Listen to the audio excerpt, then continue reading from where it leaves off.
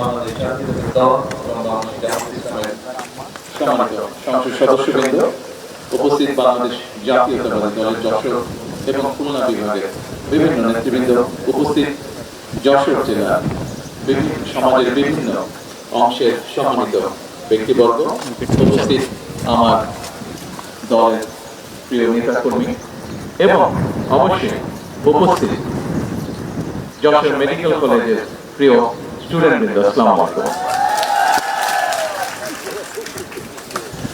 আজকে আমরা এখানে সকলে একটি কাজ করলাম, যে কাজটি সম্পন্ন হলে ইনশাআল্লাহ মানুষ উপকৃত হবে। অর্থাৎ আমরা আজকে এখানে বহুদিনের যে প্রত্যাশা যাওয়া লাগবে, আবার বেরোবো হসপিটাল, এই হসপিটালের কাজটি আমরা উদ্বোধন করলাম। আপনাদের পেছনে যারা সামনে বসে আছেন, আপনাদের পেছনে মেডিকেল কলেজ, এই মেডিকেল কলেজটি আমাদের বক্তব্য শুনেছেন। এই মেডিকেল কলেজটি 2006 সালে মরহুমা বেগম খালেদা জিয়া, মরহুম তরিকুল ইসলাম উনি একটি জনসভায় কথা তুলেছেন, সাথে সাথে মরহুমা বেগম খালেদা জিয়া উনি সেটি অ্যাপ্রুভ করেছেন এবং কাজটি শুরু করেছেন। গত 20 বছর হাসপাতালের যে প্রয়োজন ছিল, এলাকার মানুষের চিকিৎসা সুবিধার জন্য যে হাসপাতালের দরকার ছিল, গত 20 বছর সেই কাজটি হয়নি। আজকে 20 বছর পর দেশনেত্রী বেগম খালেদা জিয়া যেই কাজটি শুরু করেছেন, ওনার দল বাংলাদেশ জাতীয়তাবাদী দল নির্বাচন বাংলাদেশের মানুষের সমর্থনে সরকার গঠনের পরে বেগম খালেদা জিয়ার অসমাপ্ত কাজ আবার শুরু করে। এটি 500 বেডের হসপিটাল হবে ইনশাআল্লাহ।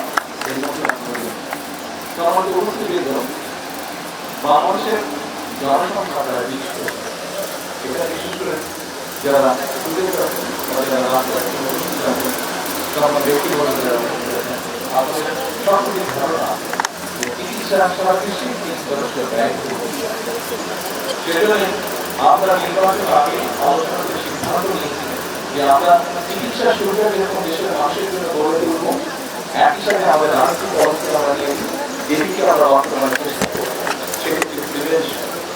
আমি যদি প্রথমে দেশের মানুষকে অসুস্থ হওয়া থেকে দূরে রাখতে পারি, তাহলে যারা অসুস্থ হবে সেই মানুষগুলো যখন হাসপাতালে আসবে, স্বাভাবিকভাবে তার বেটার চিকিৎসা পাবে, তার জন্য সরকার থেকে বেটার দেওয়া সম্ভব হবে।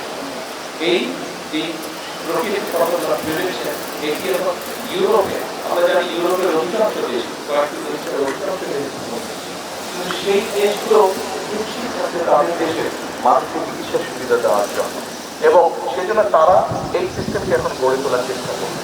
এবং হিসাব করে দেখা গিয়েছে অর্থনৈতিকভাবে যে আমরা যদি প্রিভেনশনের পিছনে আমরা রিসোর্স ব্যয় করি, অর্থ ব্যয় করি, তাহলে তুলনামূলকভাবে রাষ্ট্রের খরচ কম হয়। এখন প্রিভেনশন বিষয়ে সংক্ষেপে আমি আপনার সঙ্গে বলছি। প্রিভেনশন কি হচ্ছে, আমরা স্বাস্থ্য মন্ত্রণালয়ের মাধ্যমে সারা দেশে 1 লক্ষ স্বাস্থ্যকর্মী আমরা নিয়োগ করতে চাই। এই স্বাস্থ্যকর্মীদের শতকরা 80% নারী হবে স্বাস্থ্যকর্মী। তাদেরকে আমরা ব্যক্তিগত ট্রেনিং তাদেরকে দেওয়া হবে এবং তারা সারা বাংলাদেশে গ্রামে গঞ্জে শহরে সব জায়গায় ছড়িয়ে যাবে।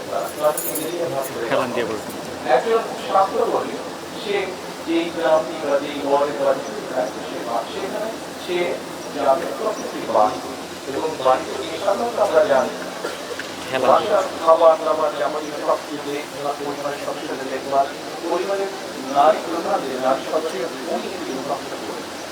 এখন আমরা যদি গিয়ে সেই নারী স্বাস্থ্যকর্মীকে পাঠাই এবং সেই নারী স্বাস্থ্যকর্মীরা গিয়ে যদি সেই পরিবারের যে প্রধান নারী আছেন তাকে যদি উনি বোঝাতে সক্ষম হন যে পরিবারের সদস্যদের যে কি কি খাবার কম দিতে যায়, কি কি খাবার কিভাবে উপস্থাপন করলে হার্টের অসুখ হবে, কি কি খাবার কিভাবে পরিবেশন করলে অর্থাৎ কিডনির সমস্যা হবে, তাহলে আমরা যদি এখানেই রোগীর সংখ্যা কমাতে পারি, জিনিসটা 1 দিন 5 দিন 7 দিনের বিষয় না, এটি বছরের পর বছর ধীরে ধীরে এটার রেজাল্ট আসতে সময় লাগবে, কিন্তু আমাদেরকে শুরু একদিক থেকে করতে হবে। তাহলে যেটি হবে স্বাভাবিকভাবে এই হাসপাতালটি যখন হয়ে যাবে 500 বেডের, এই হাসপাতালে চাপ কম পড়বে। যারা এই যে আমাদের সামনে অনেক নতুন স্টুডেন্ট আছে যারা ইনশাল্লাহ ডাক্তার হবে একদিন, এবং এই হাসপাতালে ইনশাল্লাহ তারা কাজ করবে। কিন্তু এখন আজকে এখান থেকে যারা ডাক্তার হবে তাদের কাছে যদি এখন যেভাবে আছে সেইভাবে যদি প্রতিদিন তাদেরকে 100 রোগী দেখতে হয় একজন ডাক্তারকে, কিন্তু সেই 100 রোগীটাকে যদি আমরা কমিয়ে ফেলতে পারি, অর্থাৎ ছোটখাটো চিকিৎসা এবং মানুষকে অ্যাওয়্যার করার মাধ্যমে, সচেতন করার মাধ্যমে যদি সেখানেই আমরা মোটামুটি মানুষের অসুখের সংখ্যাটা কমিয়ে রাখতে পারি, অসুস্থ মানুষের সংখ্যা, তাহলে দেখা যাবে যে একজন ডাক্তারকে হয়তো 30টি রোগী দেখতে হচ্ছে। স্বাভাবিকভাবেই 100 বদলে যখন 30 বা কমে আসবে, যখন ডাক্তারের জন্য কিন্তু কনসেন্ট্রেট করা, অর্থাৎ একজন রোগীকে বেশি সময় দেওয়া সম্ভব হবে, একজন রোগীকে বেটার চিকিৎসা দেওয়া সম্ভব হবে। শুধু তাই নয়, আপনারা চিন্তা করে দেখুন, এই হসপিটালটি যখন হবে স্বাভাবিকভাবে সরকারের পক্ষ থেকে 500 রোগীর ব্যান্ডেজ বলেন, ওষুধ বলেন, বা অপারেশন থিয়েটারে যেসব বিষয় থাকে সেগুলো প্রোভাইড করা হবে। হয়তো দেখা যাবে রোগীর সংখ্যা আস্তে আস্তে বাড়ছে 700, 800, কিন্তু সরকারেরও তো একটা ক্যাপাসিটি আছে। যেমন ধরেন আমরা যদি ঢাকা মেডিকেল কলেজের কথা ধরি, ঢাকা মেডিকেল কলেজে খুব সম্ভবত আমান কত, এটা 1500 না আমান, ঢাকা মেডিকেল কলেজ ডিজি সাহেব আছে তো ঢাকা মেডিকেল কলেজের, হ্যাঁ, কিন্তু অফিসিয়াল ক্যাপাসিটি কত? অফিসিয়াল 2600 বেড আছে, কিন্তু রোগী সংখ্যা কয় হতো আপনার? হ্যাঁ, দেখুন ঢাকা মেডিকেল কলেজ, আচ্ছা, ঢাকা মেডিকেল কলেজ এটির অফিসিয়াল বেড সংখ্যা হচ্ছে 2600, কিন্তু ঢাকা মেডিকেল কলেজে প্রতিদিন আসে 4000-এর মতন রোগী। এখন আমরা নিজেরাই চিন্তা করে দেখি, আপনি সরকার যে সাপোর্ট যেগুলা দিচ্ছে, ওষুধ বলেন, বেড বলেন, ডাক্তার বলেন, নার্স বলেন, ব্যান্ডেজ বলেন, যাই বলেন না কেন, 2600, ধরেন 3000-এ দিচ্ছে, সরকার দেখছে যে বেশি আসছে 3000-এ দিচ্ছে। আপনি প্রতিদিন 3000 রোগীকে অ্যাটেন্ড করছেন, কিন্তু তারপরে আপনার 1000 কিন্তু রয়ে যাচ্ছে। অর্থাৎ আজকের 1000, আগামীকাল আপনি 3000-এর মধ্যে, 4000-এর মধ্যে 2600 বা 3000-কে আপনি আজকে চিকিৎসা দিলেন, কিন্তু বাকি 1000 আজকে রয়ে গেল, 1000-কে দিতে পারলেন না।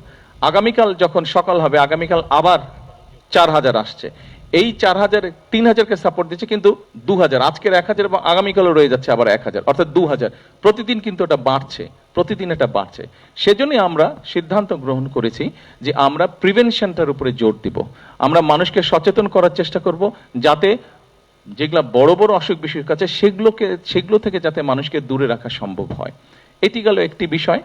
আরেকটি আমরা করার চেষ্টা করছি, সেটি হচ্ছে যে প্রাইভেট পার্টনারশিপ আমরা হসপিটালকে নেওয়া হচ্ছে, পিপিপি যেটাকে বলে, এটি হচ্ছে, ধরুন এই মুহূর্তে যদি আমরা দেখি, তাহলে আমরা দেখব যে সরকারের যত হাসপাতাল আছে, যত বেড সংখ্যা, যত ডাক্তার নার্স আছে, মোটামুটি ভাবে প্রাইভেট সেক্টরেও সারা বাংলাদেশের মোটামুটি ভাবে যেগুলো হসপিটাল, সেগুলোর বেড সংখ্যা, নার্স, ডাক্তার সংখ্যা মোটামুটি ভাবে একই রকম। এখন একটি হাসপাতাল হবে, এখানে যে হাসপাতালটি হচ্ছে, এই হাসপাতালটি হতেও অনেক বেশ 2-2.5 বছর সময় লাগবে। এর মধ্যে তো মানুষ অসুস্থ হচ্ছে, চিকিৎসার সুবিধা থেকে অনেকে বঞ্চিত হচ্ছে, হাসপাতালে যেতে পারছে না। যশোরে বোধহয় আরেকটি 250 বেডের হাসপাতাল আছে, হ্যাঁ, ওটাও বিএনপি সময় করা, যাই হোক বিষয় সেটা না, কিন্তু ওখানেও কিন্তু রোগী জমা হচ্ছে।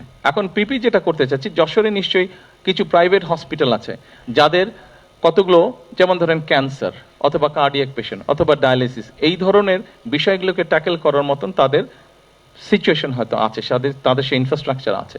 আমরা যেটা করতে চাচ্ছি, ধরেন 250 বেডের যে হসপিটালটা আছে, ওখানে ধরেন কার্ডিয়াক পেশেন্ট, হার্টের পেশেন্ট প্রতিদিন হয়তো, ডায়ালিসিস পেশেন্ট, আমরা এটা উদাহরণ দিই, এটা দিতে ইজি, ডায়ালিসিস পেশেন্ট ধরেন প্রতিদিন 200 করে জমা হচ্ছে, কিন্তু ওখানে আমরা ধরছি এটা উদাহরণ হিসাবে, দোকানে ধরেন যে মেশিনটা আছে, সেই মেশিনের ক্যাপাসিটি হচ্ছে প্রতি মাসে 100 জনকে দেওয়া, কিন্তু আপনার প্রতি মাসে 200 জন রোগী আসছে।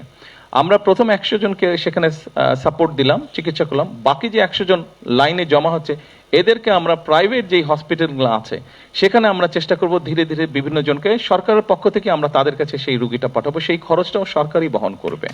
আমরা এইভাবে মানুষকে সার্ভিস দেওয়ার চেষ্টা করছি, কারণ আপনি এই যেই হাসপাতালটার ভিত্তিপ্রস্তর আমরা স্থাপন করলাম, এটা কিন্তু 2.5 বছর সময় লাগবে, কিন্তু আমরা পিপিপির কাজটা যদি শুরু করতে পারি, এর মধ্যে অলরেডি পাইলট প্রজেক্ট নেওয়া হয়েছে, এর মধ্যে অলরেডি কয়েকটিতে ঢাকা শহরে পাইলট প্রজেক্ট নেওয়া হয়েছে, 4টা হসপিটালে পাইলট প্রজেক্টের কাজ এর মধ্যেই শুরু হবে ইনশাল্লাহ। তাতে আমরা হিসাব করে দেখেছি তারপরেও সরকারের খরচ 1 নম্বর কম হচ্ছে, 2 নম্বর এই হসপিটালটা হতে 2.5 বছর সময় লাগবে, তাই না ইঞ্জিনিয়ার সাহেব? তো তাই বললেন 2.5 বছর সময় লাগবে। কিন্তু আমরা যদি ওই পলিসিটা ঠিক করতে পারি, আমরা হয়তো 2.5-3 মাসের মধ্যে মানুষকে সার্ভিস দেওয়া শুরু করতে পারবো, মানুষ চিকিৎসার সুবিধাটা পেতে পারবে। অর্থাৎ আমাদের লক্ষ্যটা হচ্ছে কত দ্রুত মানুষের কাছে চিকিৎসা সেবা পৌঁছে দেওয়া। আমাদের সরকারের লক্ষ্যটা হচ্ছে যে মানুষকে অসুস্থ হওয়া থেকে দূরে রাখা। আমাদের লক্ষ্যটা হচ্ছে মানুষকে সচেতন করে গড়ে তোলা। কারণ আমাদের সকলকে একটা মনে রাখতে হবে, আমরা যদি সামনে বাড়তে চাই, আমরা যদি দেশকে সামনে নিতে চাই, জাতিকে সামনে নিতে চাই, অবশ্যই একটি সুস্থ জাতির প্রয়োজন। সুস্থ জাতি যদি সুস্থ না থাকে, সবল না থাকে, তাহলে আমরা পিছিয়ে যাব। এবং সে লক্ষ্যেই বর্তমান বিএনপি সরকার কাজ করে যাচ্ছে। আজকে আপনারা এখানে যারা উপস্থিত হয়েছেন, আপনাদেরকে আমি আন্তরিকভাবে ধন্যবাদ জানাচ্ছি এবং আপনাদের সকলকে আমি অনুরোধ করব, আসুন আমরা যেই কাজগুলো শুরু করেছি, সংক্ষেপে আপনাদের সামনে স্বাস্থ্যর বিষয় নিয়ে আমি তুলে দিলাম। সরকারকে আপনারা যদি সহযোগিতা করেন, তাহলে আমাদের জন্য পুরো বিষয়টি ইজি হবে যে এই কাজগুলোকে সামনে নিয়ে যাওয়া, যাতে করে আমরা বাংলাদেশের মানুষকে স্বাস্থ্যসেবা সহজেই তাদের ঘরে পৌঁছে দিতে পারবো, যাতে করে আমরা বাংলাদেশের মানুষের কাছে স্বাস্থ্যসেবা পৌঁছে দিতে পারবো, যাতে করে আমরা দ্রুততার সাথে বাংলাদেশের মানুষকে স্বাস্থ্য সার্ভিসটা আমরা দিতে পারবো। এটাই হোক আমাদের প্রত্যাশা, এটাই হোক আমাদের আশা, এটাই হোক আমাদের আগামী দিনের পরিকল্পনা। সকলকে আন্তরিকভাবে ধন্যবাদ। আসসালামু আলাইকুম। ধন্যবাদ মাননীয় প্রধানমন্ত্রী।